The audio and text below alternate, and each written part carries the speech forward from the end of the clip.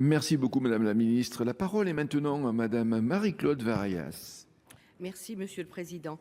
Madame la Ministre, les papeteries de Condat au Lardin Saint-Lazare s'étendent en Dordogne plus d'un siècle d'histoire industrielle sur le savoir-faire du papier couché double face.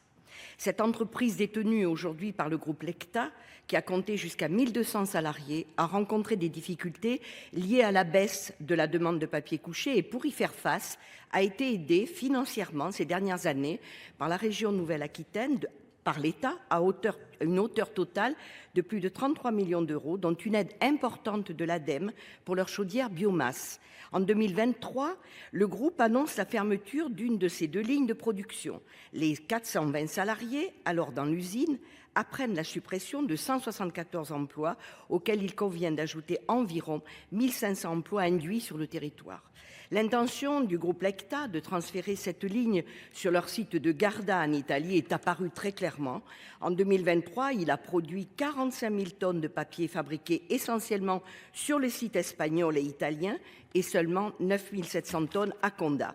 La production de la seconde ligne spécialisée dans la glacine, un papier utilisé notamment pour les étiquettes, est annoncée pour 2025 à environ 80 000 tonnes, alors que l'équilibre financier devrait atteindre 140 000 tonnes. Pire, le prix de vente de cette glacine, produite à Condat, vendue à 1 400 € la tonne, alors que le marché, en moyenne, est de l'ordre de 1 800 €, questionne bien évidemment sur la viabilité économique du site. Le ministre de l'Industrie, en 2023, Roland Lescure, est venu en Dordogne à la rencontre des élus et des personnels afin de mettre en place le dispositif Rebond.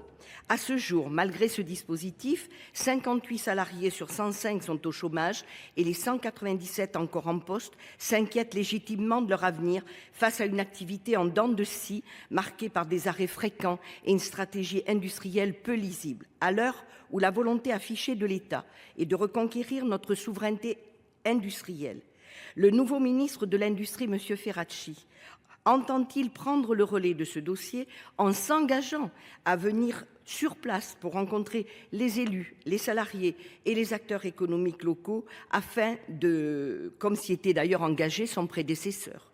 Il va de notre responsabilité collective d'agir pour redonner un avenir à ce site et surtout à ce bassin d'emploi en Dordogne. Merci. Merci, Madame la Ministre, à vous.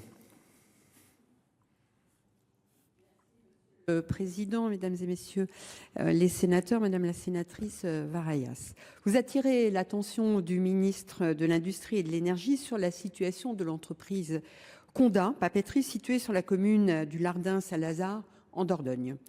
L'entreprise appartenant au groupe Lecta a engagé un plan de sauvegarde PSE fin 2023, entraînant ainsi la suppression de 171 emplois. Comme vous le rappelez, les différents services de l'État au niveau national et local se sont particulièrement investis dès l'annonce de ce projet de restructuration. D'une part, pour veiller au respect des obligations relatives aux mesures d'accompagnement et de reclassement prévues dans le PSE, et d'autre part en initiant une mission rebond industriel visant à pérenniser et à développer l'empreinte industrielle du territoire. Un accord de plan de sauvegarde de l'emploi a été validé par les services de l'État le 30 octobre 2023. Le bilan est encourageant. Près d'une soixantaine de salariés ont une solution de reclassement concrétisée et 51 d'entre eux ont pu bénéficier des mesures d'âge prévues dans le PSE ou d'une retraite. Les autres salariés bénéficient toujours d'un accompagnement soutenu par le cabinet LHH. Concernant l'action de la mission rebond industriel, de nombreux projets territoriaux ont pu être soutenus avec la création prévue de 150 emplois, renforçant ainsi le tissu économique local dans le Périgord noir et prioritairement autour du Lardin-Saint-Lazare et de Terrasson. À ce jour, une quarantaine d'entreprises a été accompagnée sur le territoire. Le prochain comité de pilotage de ce dispositif est d'ailleurs prévu prochainement, le 24 janvier, et permettra de confirmer ses perspectives en matière d'emploi.